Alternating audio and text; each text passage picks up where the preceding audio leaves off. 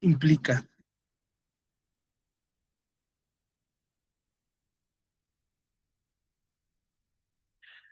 Vamos ahora a dimensionar cuándo es que este procedimiento aparece en nuestro sistema de justicia, por qué lo hace, etcétera. Para ello, bueno, pues hay que remontarnos, ¿no? Desde inicios del siglo pasado,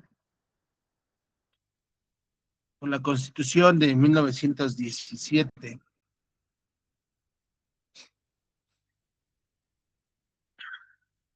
En ese momento el legislador, los legisladores,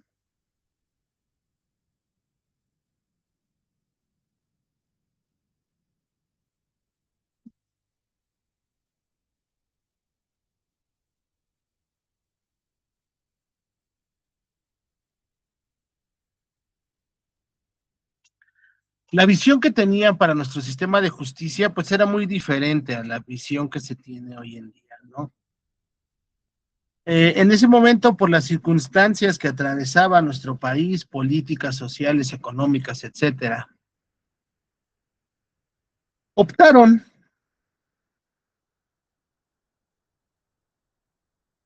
por un sistema penal inquisitivo mixto. Este modelo inquisitivo mixto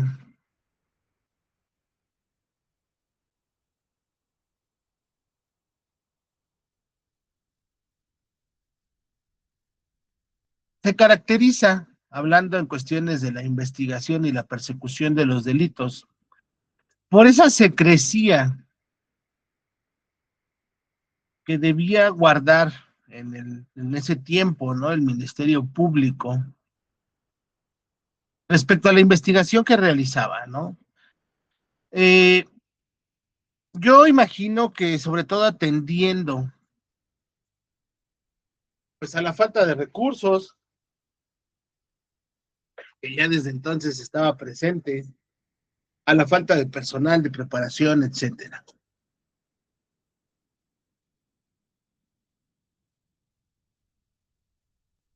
Conservamos de esta fase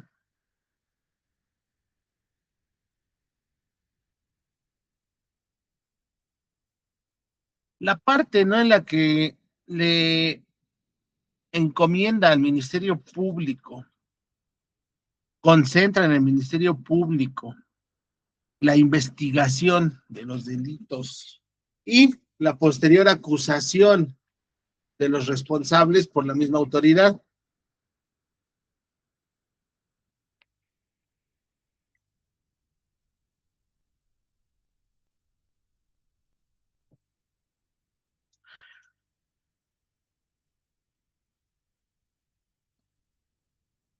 Esta característica, que insisto, pues está vigente desde el 17 y antes, ¿no?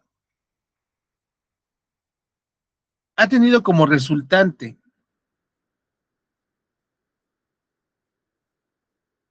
esa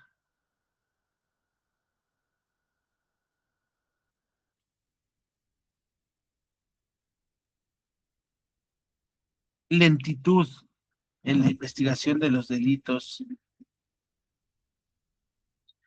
Si bien es cierto que con la reforma de 2008, pues bueno, ya se aperturó un poco más, ya se dio la oportunidad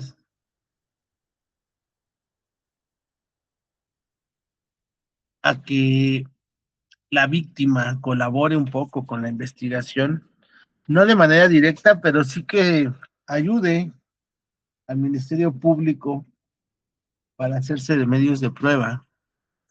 También es cierto que no ha cambiado mucho el panorama, ¿no?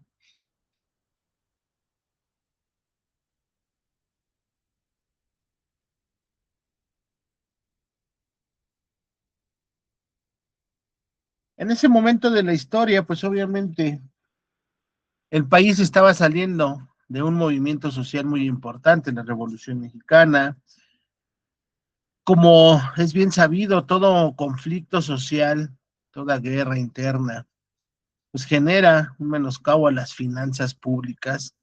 Nuestro país realmente tenía arrastrando y ha venido arrastrando, ¿no? Un déficit importante desde que logró su independencia. Y en ese momento, pues no era la excepción, ¿no?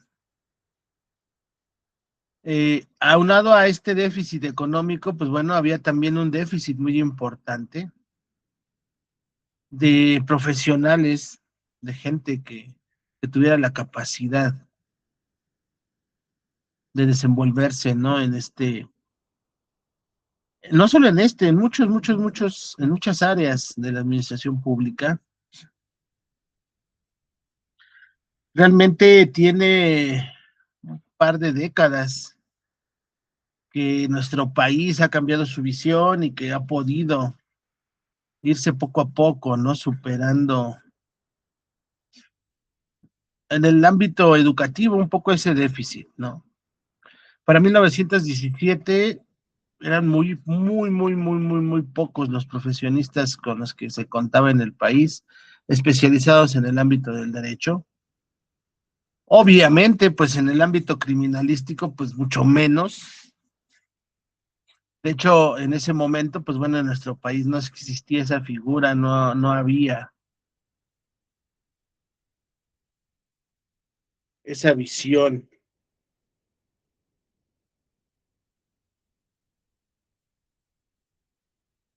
Aunado a ello, pues bueno, ¿no?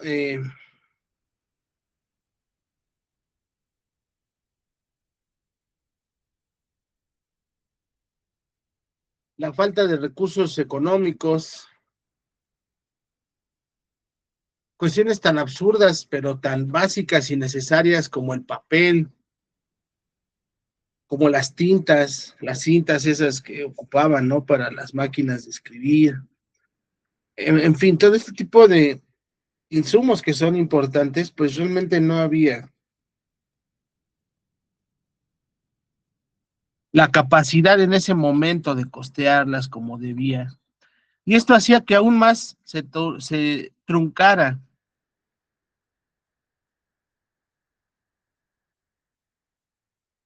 este trabajo, ¿no? Tan importante. El Ministerio Público, pues como lo es hoy en día, aunque tal vez parezca un poco menos en la actualidad, estaba rebasado de trabajo,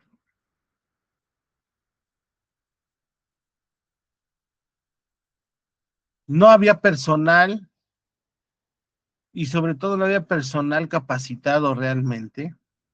Y hoy vemos las fiscalías muchas veces muy llenas, mucha gente dentro, la mayoría pues obviamente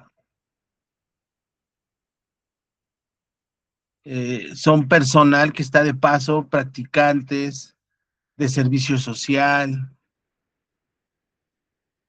pero al final, pues bueno, tienen una orientación, ¿no? Y tienen algo de preparación al respecto. Para 1917 no era así.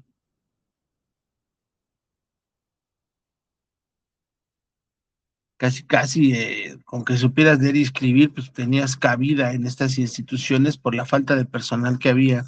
Pero justamente esta falta de preparación, esta falta de capacidad, pues también mermaba bastante el trabajo, ¿no? El Ministerio Público, que era el profesional, pues tenía que ir corrigiendo todo lo que los demás no habían hecho de manera correcta, ¿no? No quiere decir que todo estaba mal hecho, pero pues realmente sí, había muchas áreas de oportunidad de las que se tenía que encargar de corregir el titular, y eso pues hacía aún más complicado el trabajo, ¿no? Por eso en este tiempo, y digo hoy en día sigue sucediendo, ¿no? Se busca inducir a que los detenidos acepten su responsabilidad, ¿no? A que ellos acepten su culpabilidad y pues esto hace un poco más sencilla, ¿no? La labor del Ministerio Público, de la Fiscalía, al menos en teoría, ¿no? Porque obviamente, pues bueno, hoy en día también existen múltiples ordenamientos, pues que pretenden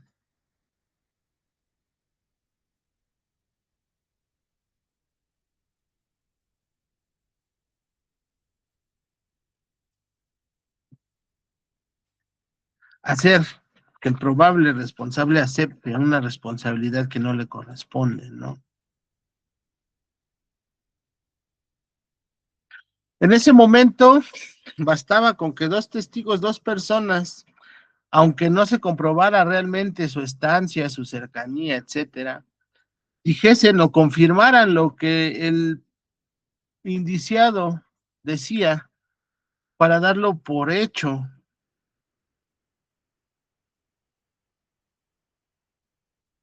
Y entonces, pues bueno, ¿no? Muchos procesos bajo este régimen, bajo este sistema, pues terminaban condenando a personas pues que realmente no eran las responsables, ¿no? En este sistema, parte de la investigación también recaía en el juez. En ese momento, pues bueno, no había juzgados de control, era un solo juez el que conocía del asunto. Este juez ordenaba al Ministerio Público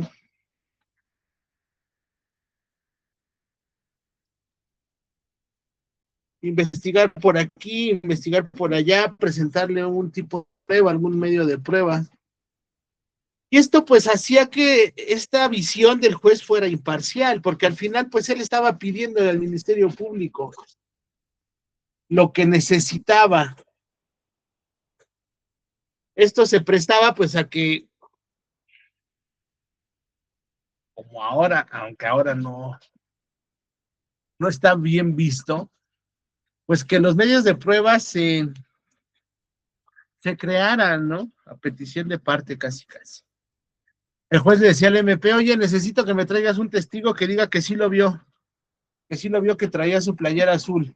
Y el Ministerio Público, haciendo uso de todos sus recursos, pues lograba dar con ese testigo que acudía y que decía que efectivamente él lo había visto vistiendo la playera azul, ¿no?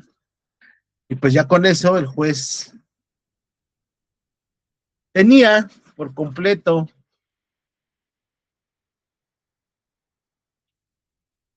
su expediente y entonces podía proceder a juzgarlo, ¿no? Este sistema inquisitivo estaba obviamente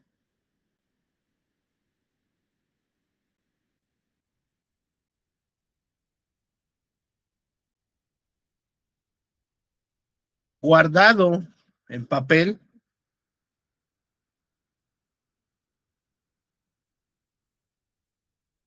En ese momento de la historia, solo tenía acceso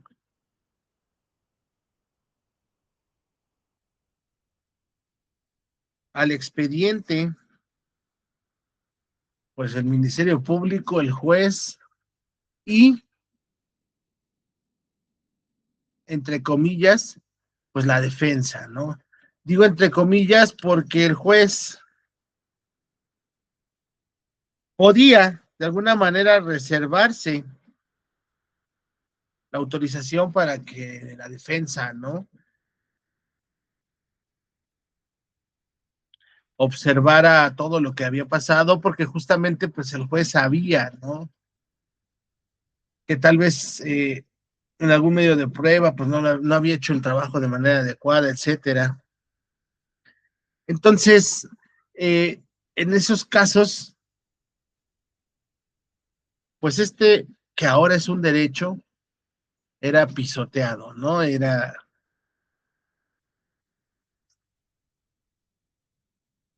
vulnerado.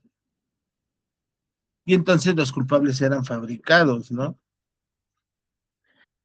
Aunque suene contradictorio, en este proceso, en este sistema inquisitorio mixto, había una parte oral, que era la lectura del expediente, ya que estaban en la audiencia, el juez, su secretario, pues hacía lectura de todo lo que obraba en el expediente en contra del indiciado. Sin embargo, no daba la oportunidad de esto a que el indiciado hiciera algo o su defensa pudiera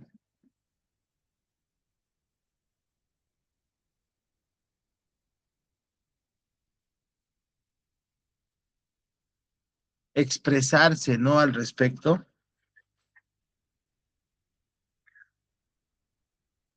Otra característica, bueno, era la figura, ¿no? La posición en la que se encontraba el indiciado.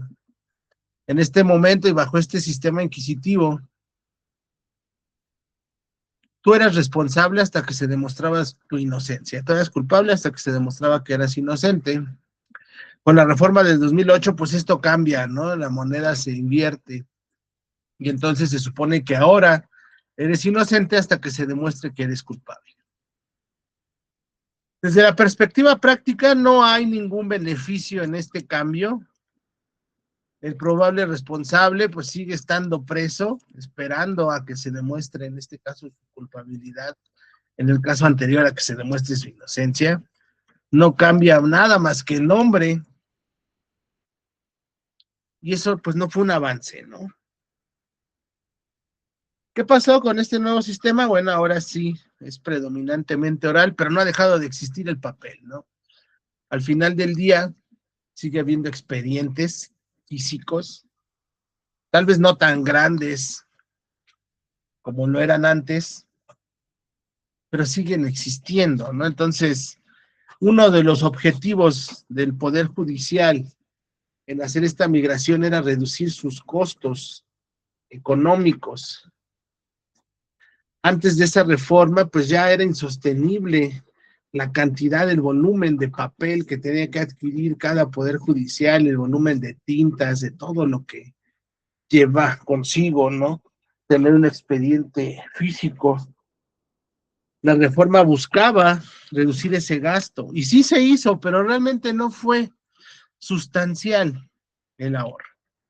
A la fecha, aunque no hay cifras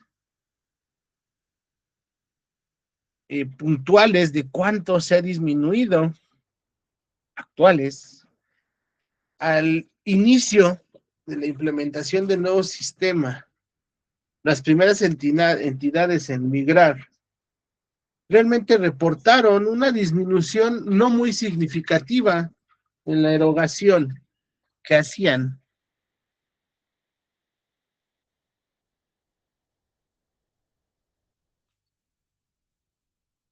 bajo este nuevo sistema. Entonces realmente tampoco fue una disminución importante económicamente hablando, ¿no? ¿Qué pasa? Migramos al sistema nuevo, pues como producto justamente de casi 100 años, ¿no? De un sistema que demostró fervientemente que era un error, que estaba mal, que no funcionaba como debía. No solamente quejas internas, sino también de manera externa. La comunidad internacional ya había hecho esta migración.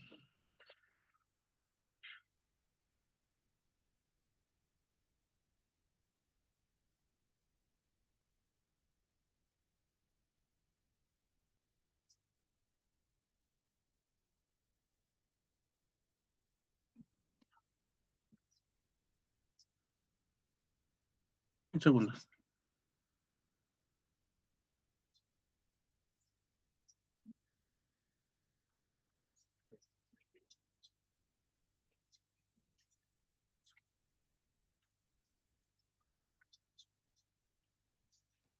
Unos compañeros no se pudieron conectar.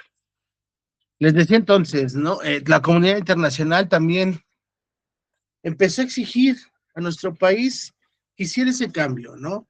No puedes pretender estar a la vanguardia, no puedes pretender, y no solamente en el ámbito judicial, ¿no? En ningún ámbito de la vida pública pretender que estás a la vanguardia si tu sistema jurídico pues es del siglo pasado. Y por todo esto y muchas cosas más, se decide hacer esta reforma. Se decide, entre tantas cosas que se modificaron, pues cambiar el sistema penal, hacerlo oral, dejar de ser inquisitivo, mixto. Mixto, ¿por qué? Porque tenía algunas cosas de otros sistemas, ¿no? Y pasar a ser un sistema semi-inquisitivo. ¿Por qué sigue siendo semi-inquisitorio?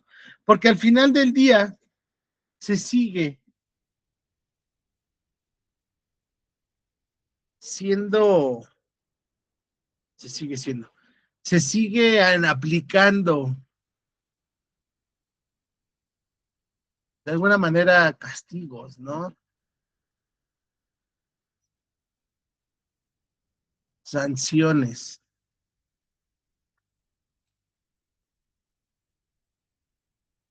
como lo es la prisión preventiva.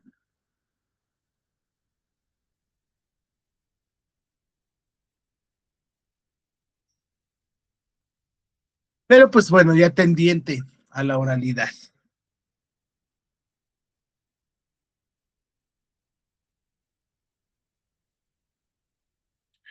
Se trae a nuestro sistema, pues bueno, eh, la necesidad, por ejemplo, ¿no? De citarle sus derechos a los detenidos, como se veía antes solamente en las películas americanas. Ahora se hace una obligación, ¿no? En nuestro sistema jurídico también.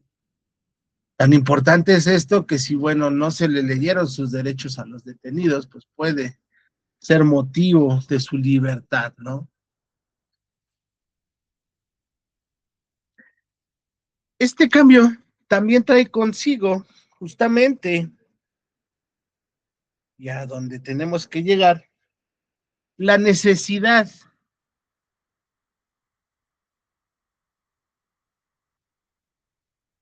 de comprobar la culpabilidad de las personas a través de pruebas científicas. Si bien es cierto que estas ya se realizaban con antelación, en este nuevo sistema se les da preponderancia, en este nuevo sistema se hace un énfasis para que esto suceda de mejor manera. En este nuevo sistema se busca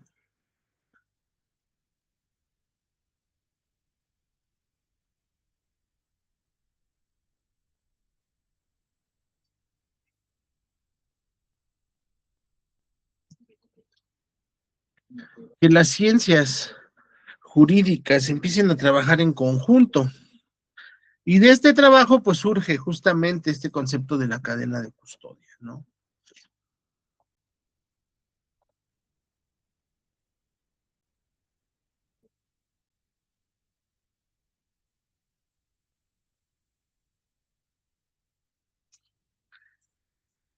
Esta cadena de custodia tiene su fundamento en nuestro Código Nacional de Procedimientos Penales, en su artículo 227 y 228.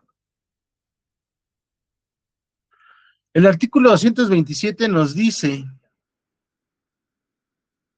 que la cadena de custodia tiene como fin corroborar los elementos materiales probatorios y la evidencia física, tomando en cuenta los siguientes factores: la identidad, el estado original, las condiciones de recolección, la preservación, el empaque y el traslado, lugares y fechas de permanencia y los cambios que en cada custodia se hayan realizado. Igualmente se registra el nombre y la identificación de todas las personas que hayan estado en contacto con estos elementos. En este artículo nos deja ver, ¿no? ¿Qué es en lo que el juez va a fijarse al momento de hablar de la cadena de custodia? Aquí hace énfasis, ¿no? En que es de suma importancia que se identifique plenamente el indicio y que se relacione directamente con el hecho que se investiga.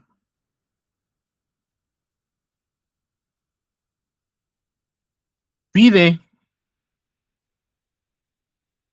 que se señale ciertamente cuáles fueron las condiciones de su recolección, entendiendo que hay muchos indicios que por su naturaleza no pueden mantenerse de manera íntegra durante todo lo que dura el procedimiento, ¿no? Por eso es importante que se detalle en los informes de manera puntual lo que se está observando, ¿no? Para que en caso de que este indicio, por el paso del tiempo, a pesar de estar en las correctas condiciones, que eso es punto y aparte, se haya deteriorado, pues bueno, se tenga un antecedente, ¿no? Digo, es punto y aparte porque lamentablemente, pues para llevar a cabo esta cadena de custodia de manera correcta, se debiese de contar no solo con los insumos para su recolección, sino para su resguardo. Solicita cosas tan básicas, ¿no? Como tener un lugar específico y destinado para el resguardo de todos estos indicios. Realmente eso no existe. Muy pocas fiscalías, yo no dudo que algunas lo tengan, un espacio destinado para ello, pero en muchas, si no es que en la mayoría,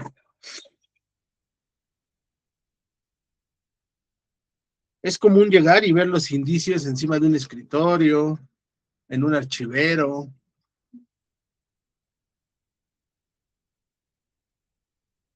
en donde puedan resguardarlos, ¿no? Entre comillas. Una vez que se entrega esta cadena de custodia, pues realmente tampoco su resguardo se hace de manera adecuada, ¿no? Debiese de contar la fiscalía de cada entidad con un lugar especializado para poder guardar todos estos indicios, ¿no? Lo hay en cada entidad, sí, pero realmente es un espacio que a la fecha, estoy seguro, ha sido rebasado en todas las entidades. Son espacios que no cuentan con las condiciones necesarias. Si ni siquiera las morgues están en óptimas condiciones, ¿cuántas entidades de la República padecen porque sus morgues no funcionan los refrigeradores, andan rentando trailers, ¿no? Con cajas refrigeradas para tener los cuerpos, porque pues ya no hay cabida, porque ya están excedidas sus capacidades, ¿no? Pues lo mismo sucede con los demás indicios. ¿Por qué es importante resguardarlos? Porque al final del día, si en algún momento es necesario echar mano de nueva cuenta de todos estos indicios, se debe tener la certeza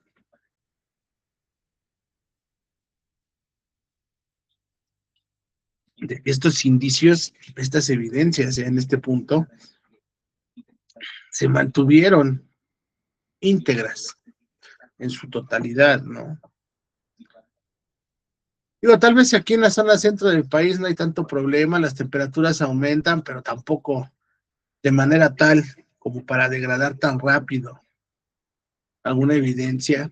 Pero yo no me quiero imaginar en estas zonas donde las temperaturas alcanzan casi los 50 grados, el calor que debe de hacer en las instalaciones y el daño que les causa esta temperatura elevada, las evidencias, ¿no? ¿Cuántas evidencias no han perdido su valor probatorio por estar en lugares donde no deben de estar, ¿no?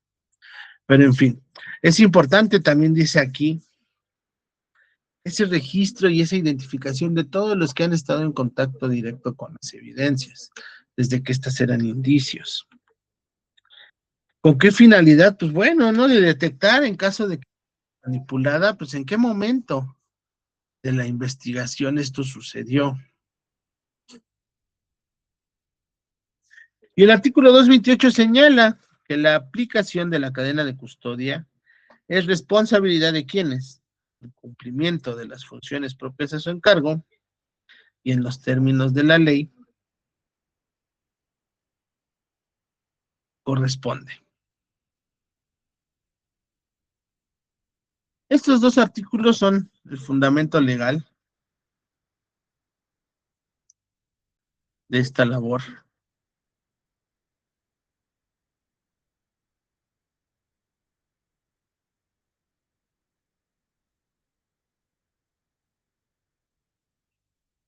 ¿Cuál es el objetivo primo del autor?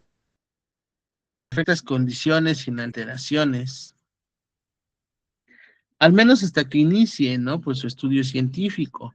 ¿Por qué? Porque, bueno, hay indicios que por su naturaleza, pues tienden a desaparecer, a disminuir al momento de realizarse las pruebas, ¿no? Una muestra de sangre o de algún fluido, pues obviamente con el tiempo va a tender a desaparecer o a perder sus condiciones, ¿no? La sangre, pues se va a secar y va a quedar como una costrita. Algún otro fluido, pues sucederá lo mismo, ¿no? Entonces, mientras esto sucede y mientras se realizan las pruebas necesarias, pues se debe de buscar preservarlo en medida de lo posible.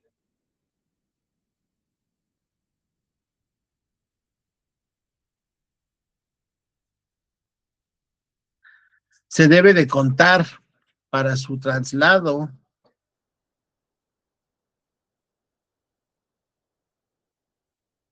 con los implementos necesarios. Llegan los peritos con hieleras, que si bien, pues bueno, ¿no? Está mejor que llevarlos en la mano o en una lonchera o en una cajita, pues tampoco son lo ideal, ¿no? Debiesen de trasladarse los indicios biológicos que necesitan una temperatura específica, pues en contenedores térmicos que les permitan mantenerse en esa temperatura, ¿no? Pero si ni a los cadáveres se les puede dar ese tratamiento, si las ambulancias de las fiscalías pues, son solamente camionetas para guardar el cuerpo, pero no tienen realmente condiciones específicas, ninguna de esas ambulancias he visto yo que cuente con un sistema de refrigeración. Podrán decir, pues es que cuánto se tardan de llevarlo de donde murió la fiscalía. Pues bueno, en ese inter empieza la descomposición y hay sustancias en el cuerpo humano que requieren de un par de horas para cambiar, para metabolizarse. Y si aunado a esto pones una temperatura elevada, pues esto se hace todavía mucho más rápido, ¿no? Alguna droga, por ejemplo,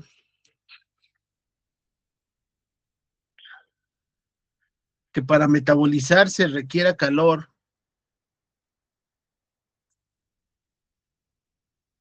y que tomamos en cuenta que hoy es el deceso de ahorita se entera la fiscalía y tarda horas en hacer acto de presencia y en levantar el cuerpo, pues ya estás dando oportunidad a los microorganismos y a que el mismo organismo con todavía esa carga residual que guarda termine de metabolizar esas sustancias en las que podías haber encontrado la causa de la muerte, ¿no? Digo, no somos químicos, no somos médicos,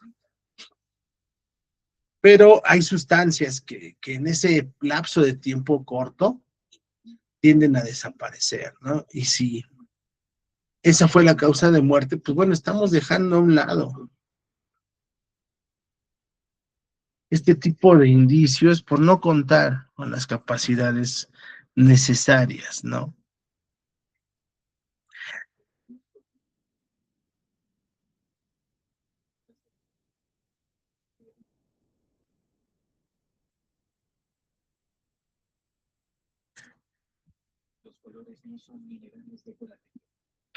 Esta cadena de custodia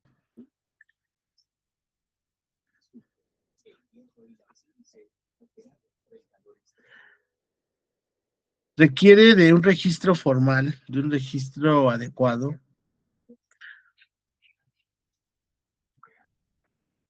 para lo cual, pues bueno, no existen formatos que si bien son intuitivos, porque ahí te dice, casi, casi, aquí vas a poner el nombre, aquí el apellido y todo, Nos enfrentamos, siendo honestos, también a una mala costumbre que tenemos la mayoría, ¿no? De los mexicanos. Digo la mayoría porque pues aquí en el ámbito docente me he dado cuenta, ¿no? De que la mayoría de los alumnos de 10 cada 9 no tenemos el debido cuidado, la atención necesaria. Te dan un examen escrito y te piden tu nombre empezando por apellido y hay uno empezando con su nombre, Gibran García. Ya después lees y dices, chispas, era por mi apellido, ¿no? Y empezamos a darnos cuenta que no sabemos seguir instrucciones. Entonces, estos formatos, aunque pudiesen parecer la solución al problema del mal llenado de los formatos, realmente pues no es una solución total, ¿no? Aunado a eso, pues la falta de capacitación, aunado a eso, muchas veces la falta de los mismos formatos, ¿no? No hay dinero para tener formatos, no hay recursos, no hay hojas, no hay tóner, lo que sea necesario. Pues eso hace más difícil, ¿no? Que esta cadena de custodia se lleve de manera correcta.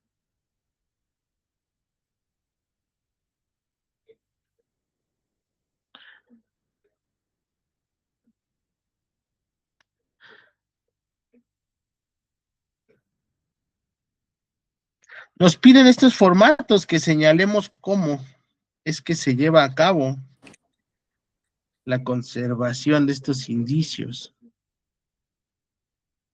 Y también hay que reconocer, ¿no? Pues bueno, la autoridad no es tan estricta. Sin embargo, sí hay defensas que sabiendas de estas carencias,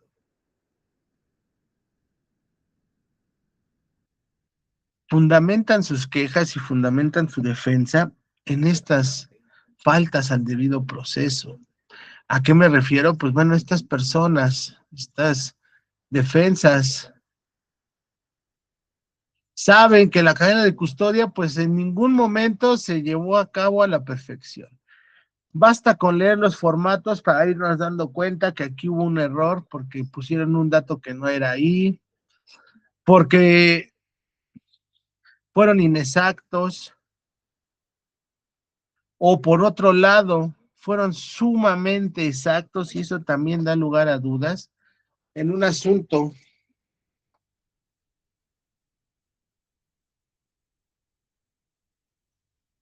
Estuve yo presente, no fui yo el representante, pero estuve como parte del equipo. El líder tumbó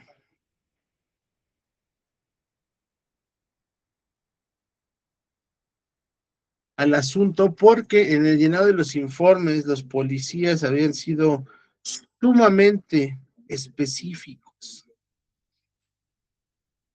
Habían puesto como la hora, por ejemplo, ¿no? La hora en que conocieron del hecho, las 18 horas con 4 minutos y 23 segundos.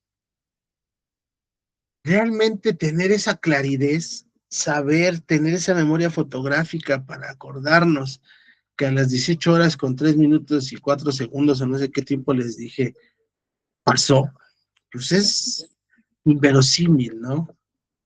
Si bien es cierto que el ser humano tiene esa capacidad de ubicarse temporalmente y en algunos o en la mayoría de los casos, pues de una manera muy buena, digo, cualquiera de nosotros sin ver el reloj, podríamos calcular que estamos ya muy cerca de las 7 de la noche, porque pues bueno, nuestra mente y los años que tenemos de vida pues nos dan esa capacidad, ¿no? De ir entendiendo el tiempo de esta manera. También es cierto que nadie de aquí me puede decir, son las 6:48 con 5 segundos. Es imposible, ¿no? En este asunto, las horas de estos formatos del informe policial y de todo esto eran muy exactas, eran con segundos específicos. y tumbaron el argumento, pues justamente basándose en eso. A ver, oficial, dígame, ¿qué horas son ahorita? Con segundos, porque pues usted fue capaz de poner los segundos ahí, ¿no? Y pues obviamente ninguna persona acertó, ni siquiera cerca, ¿no? Entonces, basándonos en esa perfección, que uno podría decir, oye, pues estaba muy bien hecho el informe donde tenía hasta los segundos, pues sí, pero eso da lugar a malas interpretaciones y así es, ¿no? Digo, también es cierto que no es posible poner ahí, pues más o menos eran las 6 de la tarde. No, no, no, digo, hay que tratar de ser lo más específicos que se puedan. Pero también es cierto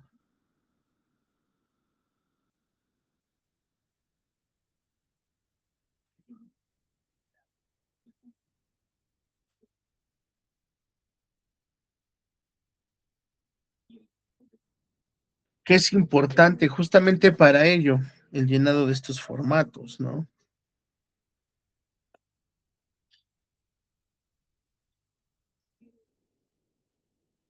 Y bueno, ahora vamos a esta parte, ¿dónde inicia la cadena de custodia? Bueno, la cadena de custodia pues siempre va a dar inicio en el lugar de los hechos. Inicia pues desde la protección y el resguardo correcto del lugar, situación algo compleja,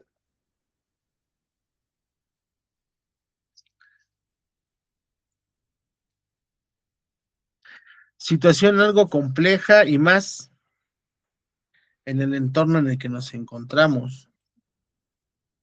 Estamos en un momento social en el que pues la autoridad realmente ha dejado de serlo poco a poco. Es triste, pero común, ¿no?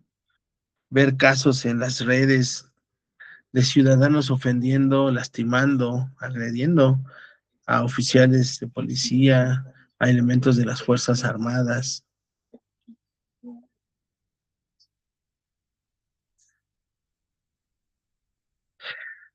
física y verbalmente, ¿no?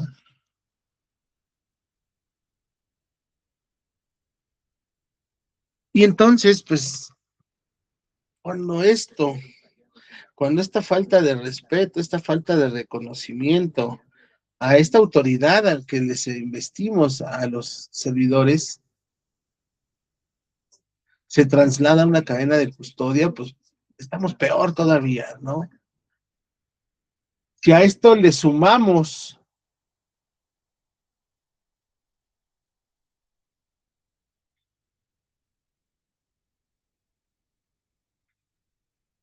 la falta de capacitación de los oficiales para llevar a cabo esta labor, si a esto le sumamos la falta de insumos básicos, ¿no? Simplemente para la delimitación del sitio, si no se cuenta con la cinta, ¿cómo le hacemos, no?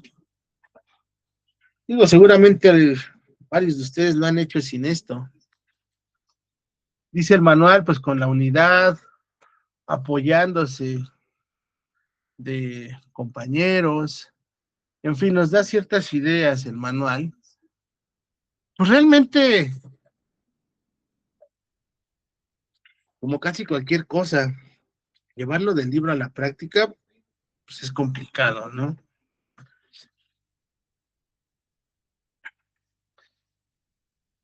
Y sumando a esto,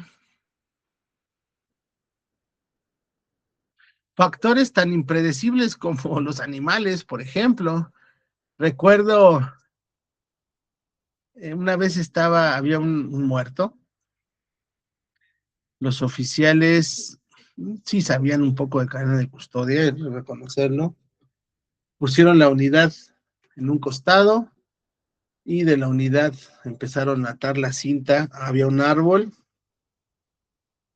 una pared, y lograron pues delimitar, ¿no? La zona. Y estaban los oficiales pues pidiéndole a la gente que no se acercara, etcétera. Pero en lo que ellos estaban platicando con las personas, invitándolos a no acercarse, recuerdo que yo estaba observando y digo, yo estaba esperando una persona, no en el sitio, pero vivía casi, casi en el lugar. Yo estaba en el carro esperando. Y recuerdo ver cómo un perrito se mete la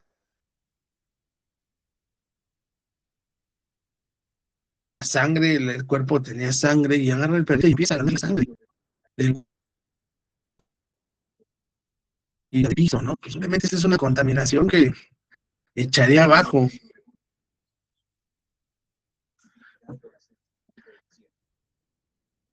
todo lo resultante de cualquier medio de prueba surgido de esto, ¿no? Ya hasta las 500 un oficial se da cuenta de que el perrito estaba ahí chupando el cuerpo, ya sáquese, no lo corre.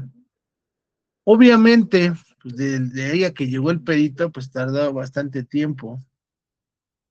Y el perito, pues ni por enterado de lo que sucedió, ¿no? Los oficiales, pues no le informaron, ¿no? Oye, ¿qué crees que nos ganó un perro y se metió y lo chupó, ¿no? Quiero yo pensar que, bueno, el perito a lo mejor pudo darse cuenta de que un animal había chupado el cuerpo, porque yo supongo, porque no me acerqué, que sí se quedaron las impresiones en la sangre ya un poco seca, pues de la lengua del animal, ¿no? Quiero yo pensar que el perito se dio cuenta, pero realmente eso no contempla el manual, ¿no? El manual no te dice, bueno, ¿y qué hacer? ¿Cómo ahuyentas a un perro, a un gato, a un ave?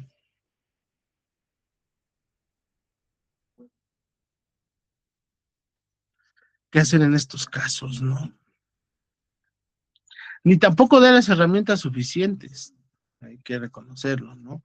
Para poder llevar a cabo desde el principio de manera correcta esta cadena de custodia.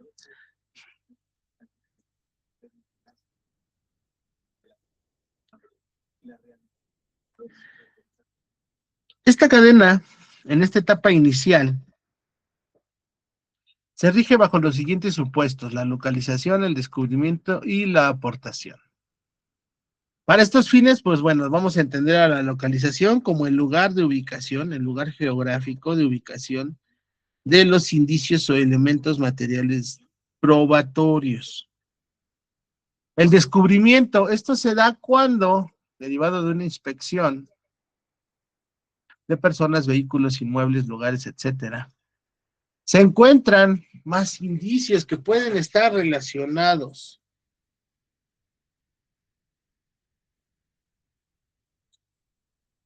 o que pueden ser producto del mismo hecho delictivo, ¿no?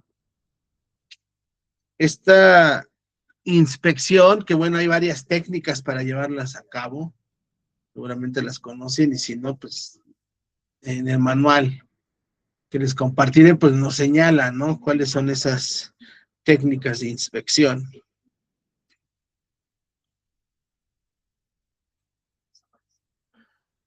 Y cuando hablamos de la aportación, menos común, pero llega a suceder, hablamos de cuando algún indicio, algún elemento material es entregado de un particular a el servidor público.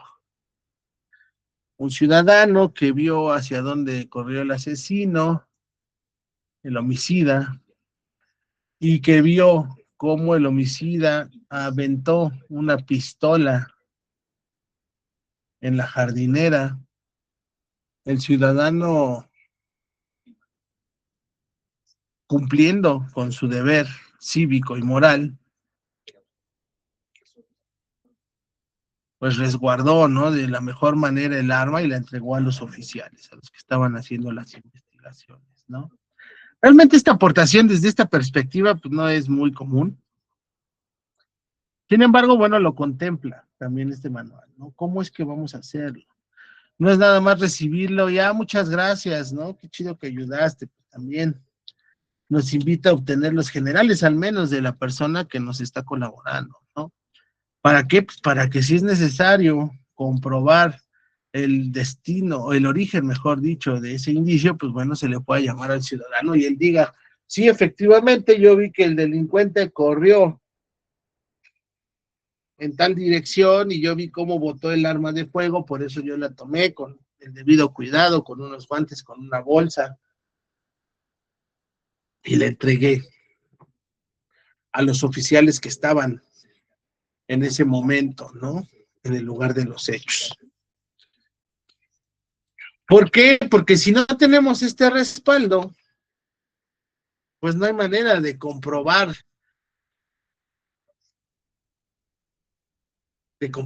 ¿no? Al juez la autenticidad del indicio.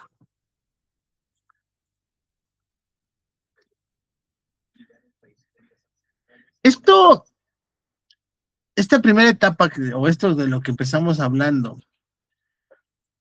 lo contempla la criminalística como parte de sus procesos.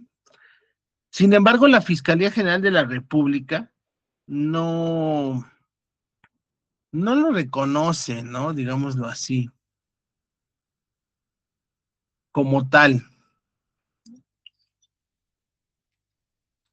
Para la Fiscalía, la primera parte, la primera etapa de una cadena de custodia es la del procesamiento.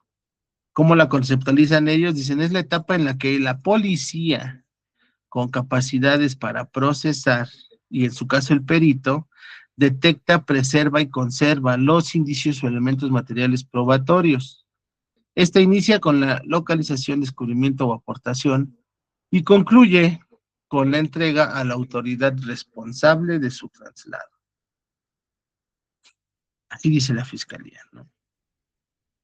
Durante este proceso, entonces, dicen ellos, se va a llevar a cabo la identificación, la documentación, la recolección y el embalaje de los indicios, a cargo de peritos o policía con capacidad para procesar, según sea el caso.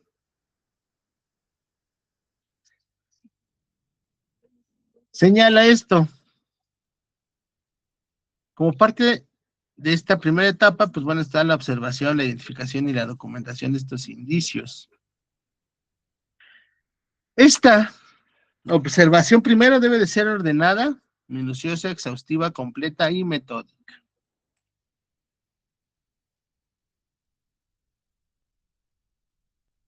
Habla de una actividad,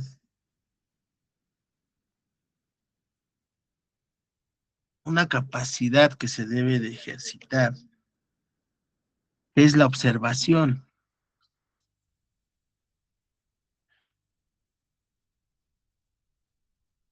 Observación que es de suma importancia, sobre todo por lo que habíamos comentado de la falta de recursos.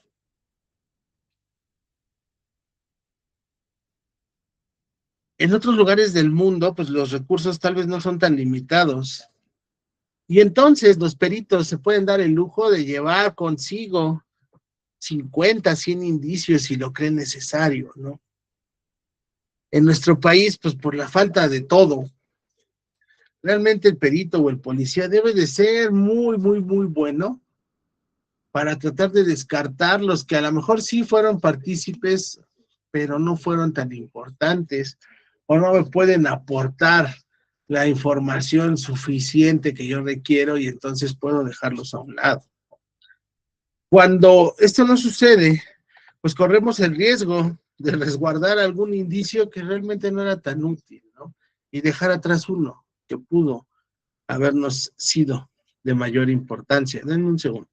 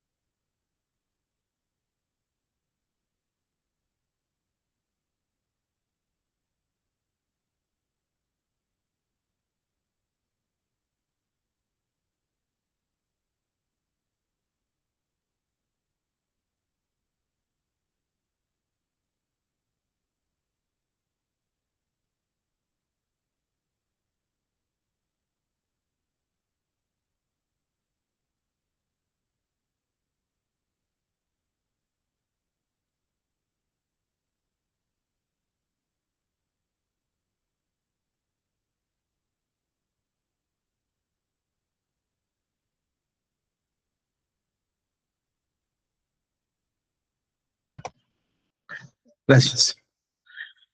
Dice también entonces, ¿no? La fiscalía que, bueno, se deben de llevar los documentos correspondientes antes, durante y después de la aplicación de cada una de las técnicas que se le van a realizar o que se van a realizar en el lugar de los hechos.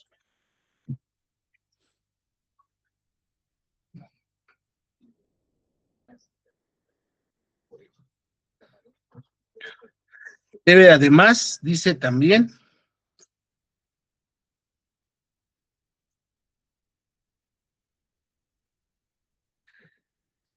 realizarse de la mejor manera,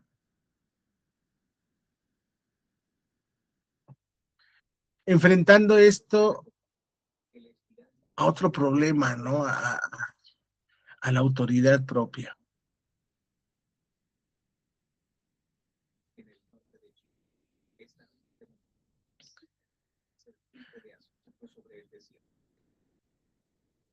La mayoría de las personas,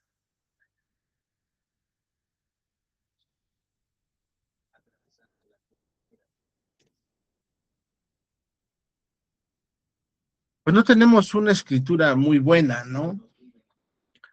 La mayoría escribimos como médicos, y pues no lo somos.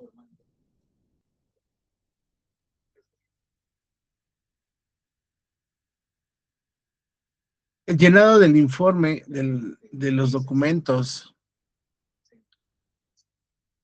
requiere que se haga con letra lo más legible posible para no dar pie a interpretaciones erróneas, para no dar también cabida a que por una falta de claridad en lo escrito se pueda restar o invalidar, ¿no? Este medio de prueba.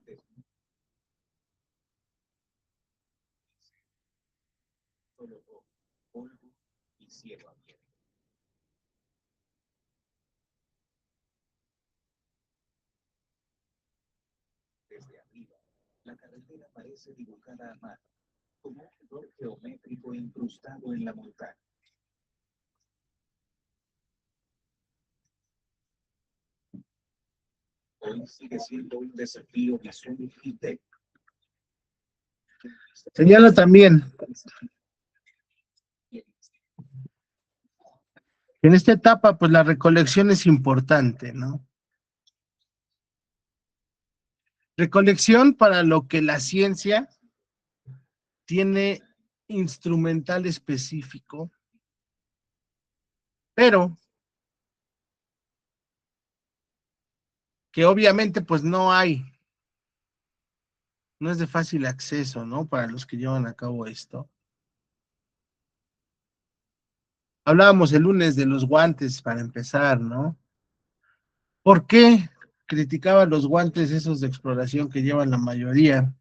Porque el material de estos guantes pues permite, ya les había dicho, la transferencia de las huellas por lo delgado del material y por el tipo de material. Yo les decía, lo ideal es que sean guantes de nitrilo, que son guantes más caros, pero que son guantes que no permiten justamente esa impresión de las huellas del que está manejando los indicios. Les hablaba yo de estas bolsas para la recolección que deben de ser estériles para evitar que se contaminen de algún otro agente. Eh, si bien podríamos pensar, bueno, pero no todos los peritos agarran bolsas de pollo para recolectar los indicios, pues también es cierto que la mayoría no cuenta tampoco con estas bolsas, ¿no? A lo mejor tienen Ziploc o del tipo Ziploc, que bueno, es un plástico un poco más limpio, pero tampoco esto garantiza que esta evidencia se mantenga íntegra. Y esto estamos hablando de indicios pequeños, ¿no? Pero cuando el indicio es grande, ¿qué pasa, no? Si las bolsas son caras y difíciles de encontrar,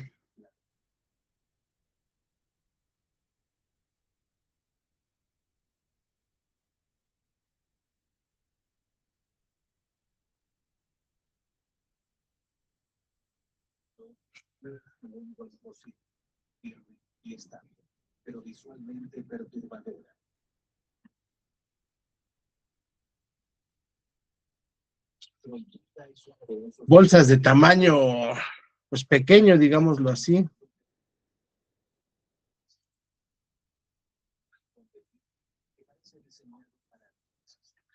El material de estas bolsas debe de ser, o mejor dicho, estas bolsas deben de ser de polietileno de baja densidad. Un paquete cuesta por ahí de los 1,000 pesos, un paquete con 100 bolsas. Y además del material del polietileno, pues bueno, son bolsas que ya traen impreso, traen un lugar específico para la impresión, para que podamos poner nosotros los datos de identificación del indicio, que ya traen el plástico, una tira con plástico, a la cual, bueno, nosotros le despegamos la primer capa, como los sobres de seguridad, ¿no? Que les pasa uno la lengua, lo cierra y ya no se pueden abrir, y si se abren, pues bueno, ya se nota la violación. ¿Qué persona, pues va a gastar, ¿no? De su dinero para comprar estas bolsas? Y les decía, realmente no son grandes, son de 25 por 35, 20 por 30, más o menos como del tamaño de las bolsas de donde nos ponen el kilo de huevo de azúcar. Una bolsa más grande para recolectar un indicio más grande, pues imagínense cuánto cuesta, ¿no?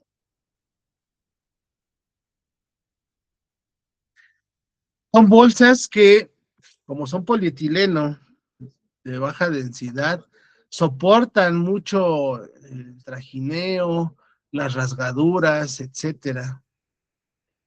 Y una bolsa Ziploc, una bolsa de cualquier otro material, pues obviamente no sirve para ello. Contamos con sobres de papel que también son de seguridad para la recolección de indicios, sobres que también, a lo mejor más económicos porque son sobres, es papel, cartoncillo. Pero pues bueno, tienen cualidades específicas, ¿no? No es un cartón reciclado, por ejemplo, estos sobres de papel, de cartoncillo, son de un cartón nuevo, lo que evita la contaminación con algún agente, ¿no? Y podríamos citar, ¿no? Todo lo que necesitan. Ya hablamos de los guantes, de las bolsas, las pinzas, unas pinzas para la recolección de indicios, como son de acero quirúrgico, grado médico y tienen cualidades así muy específicas, también son caras. Unas pinzas cuestan 400, 500 pesos, ¿no? Unas pinzas de un tamaño en específico. Pues tener variedad de ellas es muy caro. Y podríamos seguir citando, ¿no? Todo el material que se necesita para esta recolección y que pues no se cuenta con él, ¿no?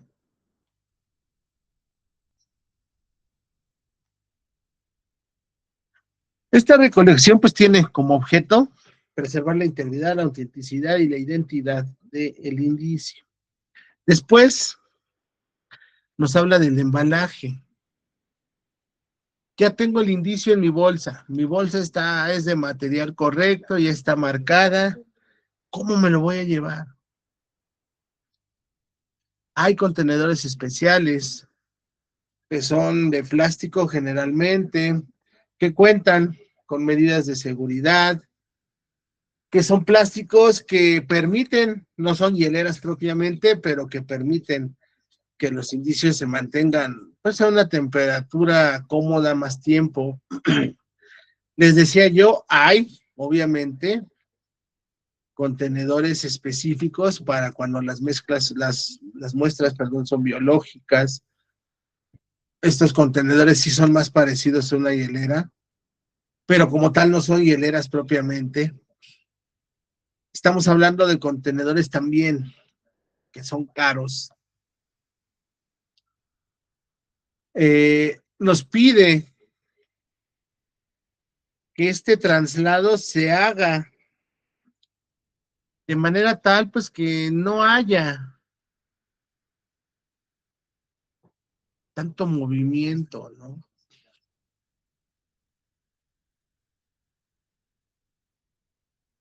A lo mejor ustedes me dicen, ah, pues es un casquillo, ¿qué le va a pasar si se mueve? No, pues sí, probablemente no, no hay problema alguno, ¿no? Pero suponiendo que una de nuestras evidencias, de nuestros indicios, es una botella con un líquido que de primera vista pues parece ser agua, pero no sabemos, estaba en la mano del cuerpo, entonces pues es parte importante y lo vamos a trasladar para que se le hagan los estudios químicos correspondientes. Y ya lo metí a su bolsa, ya lo puse, ¿no? En la cajita que traigo, en el guacal de madera que traigo ahí en la cajuela. Pero pues pasé un tope, pasé un bache de esos que casi no hay en México, y entonces la botella se ladeó y empezó a tirar su contenido.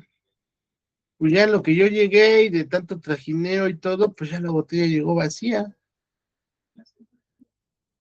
Mínimo, pues bueno, descarto que haya sido un ácido porque no perforó ni la bolsa ni nada, ¿no? Pero pues se salió el líquido y la bolsa, como era una Ziploc y no la sellé bien, pues permitió la fuga del líquido que contenía. Y luego, pues bueno, ¿no? A lo mejor podrán decirme, ¿hay manera de obtener una muestra directamente de la alfombra de la cajuela o del asiento, si es que ahí la traías? Pues sí, pero necesito, ¿no? También implementos especiales que no hay. Y entonces esa evidencia, ese indicio, que era bueno y que yo pensé que iba a lograr ser una evidencia, pues desapareció por la falta de cuidado, por la falta de insumos necesarios para esto, ¿no?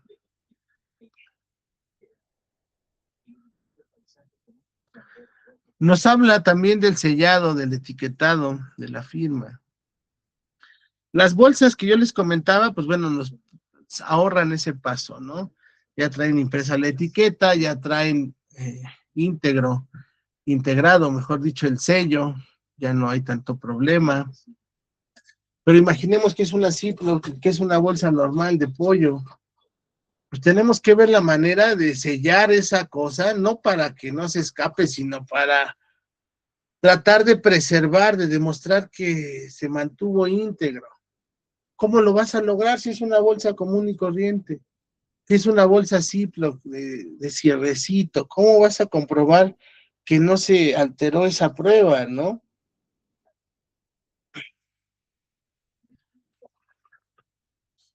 Si bien es cierto que tal vez el juez no va a poner en duda lo que representa esta, pues también es cierto que puede llegar una defensa que ponga en duda la veracidad de esto, basándose en las circunstancias en las que fue embalado, en las que fue procesado, con cosas tan simples como el haber. Aquí dice que te entregó esto el oficial Pérez, quiero que le hables. Y vamos a corroborar la firma del oficial Pérez con la que está aquí. Y tiene que coincidir. Y si el oficial Pérez ese día nomás puso un garabato ahí y no es la firma común del oficial, pues entonces yo puedo pedir que se desconozca ese indicio, porque al final la prueba que está, la firma que está ahí, la rúbrica que está ahí, no corresponde al que dicen que la puso. Tal vez el oficial va a decir, sí, yo fui, sí, yo le puse ese garabato, ok, pero ¿por qué no pusiste tu rúbrica como debe de ser, no? Es que traía prisa, por eso nomás le puse un tachecito. Pues lo siento mucho, ¿no? Pero pues esa no es la manera de identificarte de manera correcta.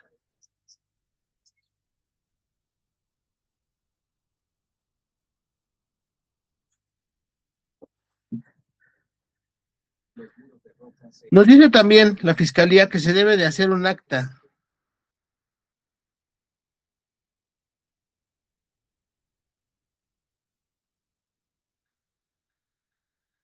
de inventario de todo lo que se recolectó,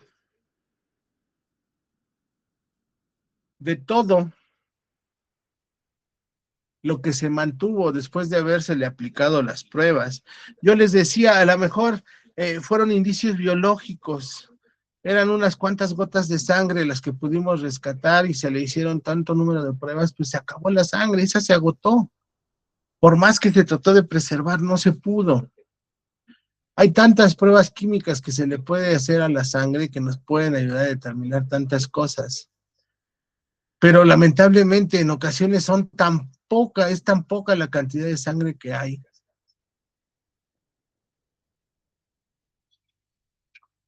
que en ocasiones estos desaparecen. Yo les decía, a lo mejor no desaparecieron porque se hicieron muchas pruebas.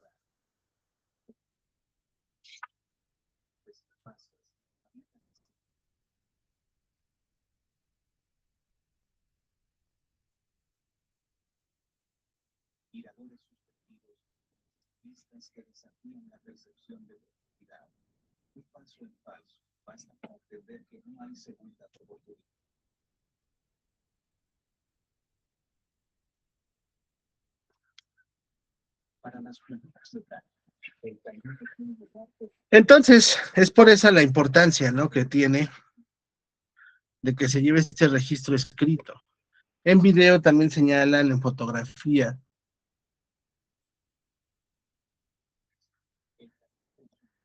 para pues tratar, ¿no?, de no dar herramientas, armas a las defensas, pues para echar abajo estos asuntos, ¿no?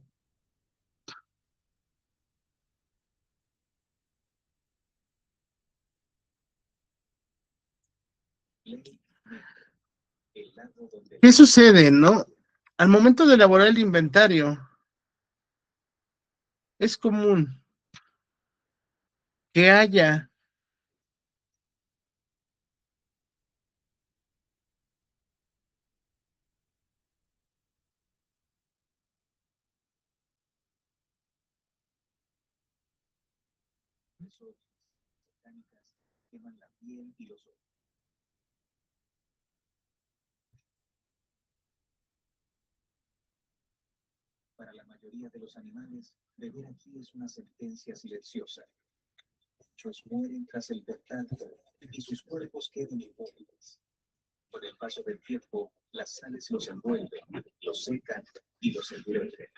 es común que haya inconsistencias, ¿no? Pasa, por ejemplo, que los peritos ocupan tecnicismos que los oficiales de policía pues a veces no manejan, ¿no? Que tal vez para los que están aquí presentes no representan ninguna dificultad, lo entienden, etcétera, pero que para un primer respondiente a lo mejor de un lugar, de un municipio muy pequeñito, un oficial que pues obviamente no ha recibido la capacitación adecuada, no pueda entender, no haya hecho de manera adecuada la cita del mismo, ¿no?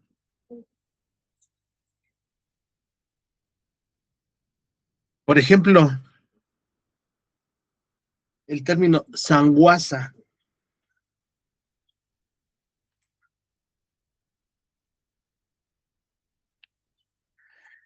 Este término que es muy común coloquialmente, ¿no? Para nosotros,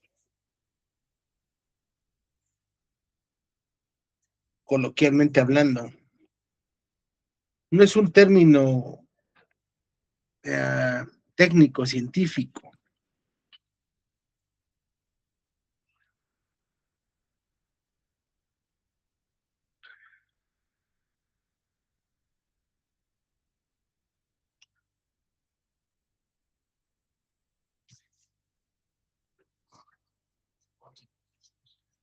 Son secreciones serosanguíneas. Digo yo, eso es lo que encontré, ¿verdad? Probablemente tampoco es el término correcto. Pero suponiendo que el primer respondiente dice, pues yo vi sanguaza ahí al lado del cuerpo. El perito pues usa el término, ¿no? Secreciones, yo aprecié secreciones serosanguíneas alrededor del cuerpo. Y la defensa trae un perito médico, un perito a lo mejor química, ¿no? Y se va a decir, pues es que eso no existe, ni son secreciones serosanguíneas, ni sanguaza, el término correcto es este, y por lo tanto, pues es evidencia, yo no sé de qué me estás hablando, ¿no? Si bien es cierto que pues, la lógica, pues hombre, pues si me estás entendiendo es eso, lo que tú dices, pero yo le conozco como sanguaza así, pero la ley te invita y te obliga a que nombres a cada cosa por como debe de nombrársele, ¿no? Entonces el hecho de que esto no suceda puede hacer que todo el trabajo que se realizó, al menos sobre ese indicio, se vaya a la basura, ¿no?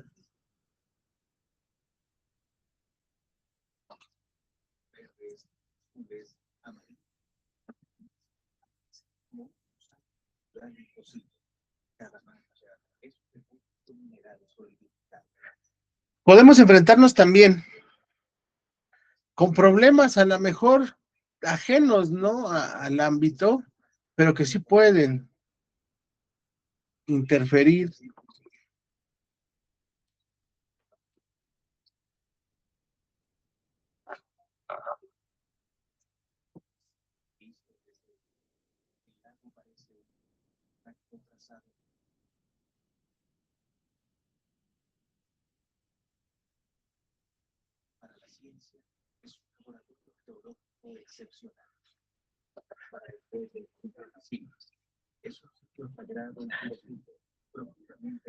Y todas estas inconsistencias que suelen suceder en la primera etapa,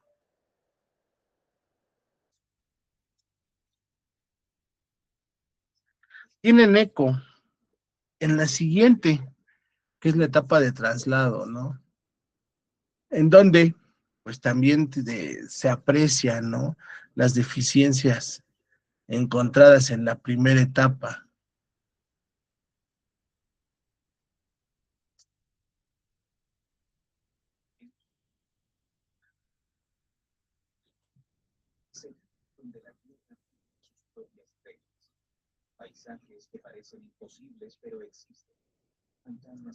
Ese traslado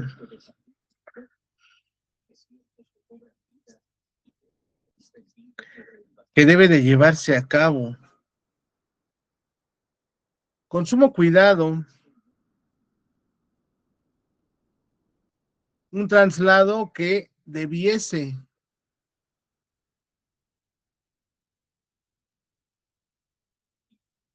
de registrarse y de ser comprobable, ¿no? Pero volvemos a otro problema de nuestra sociedad, ¿no? Suponiendo que yo ya estoy trasladando esos indicios. Digo, a lo mejor en el resto del país no es común, pero aquí en la zona centro somos víctimas constantemente, casi diario, de cierres de carreteras, de calles, de autopistas, de avenidas, en fin, ¿no? Entonces, suponiendo que yo ya voy y el Maps me dice, ¿no? Que de mi punto a la fiscalía son 15 minutos. Ah, pues bueno, 15 minutos. Pero chispas, en el Inter hay una manifestación y cerraron porque no encuentran a una niña. Pues esos 15 minutos se van a transformar en 5 horas. Dicen los criminalistas, pues es que esas 4 horas 45 minutos adicionales, yo no supe qué pasó con el indicio. A lo mejor en esas 4 horas 45 minutos tú te diste la tarea de cambiarlo, de alterarlo, y entonces yo puedo ponerlo en duda, ¿no? Y como fue un hecho que a lo mejor ni siquiera hay un registro formal, porque digo, bueno fuera, ¿no? Que el Estado tuviera registros puntuales y formales de todos estos movimientos, ¿no? Pero no es así. Muchas, en la mayoría de las veces, los ciudadanos cierran, toman las calles sin avisar, nada más de repente, ¡pum!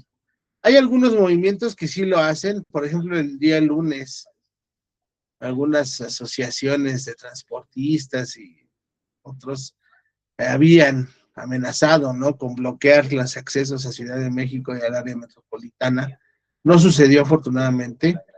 Pero bueno, este tipo de organizaciones sí avisan, pero les decía, muchos o la mayoría de estos cierres viales no están planificados, entonces eso hace todavía más difícil, ¿no? Que ese traslado se lleve a cabo de la manera correcta. Y esto pues va a tener, como yo les decía, eco también en la siguiente etapa. Nos vamos dando cuenta cómo es que todo lo que se hizo mal o con deficiencias en una va a afectar o va a mermar en la que sigue y en la que sigue.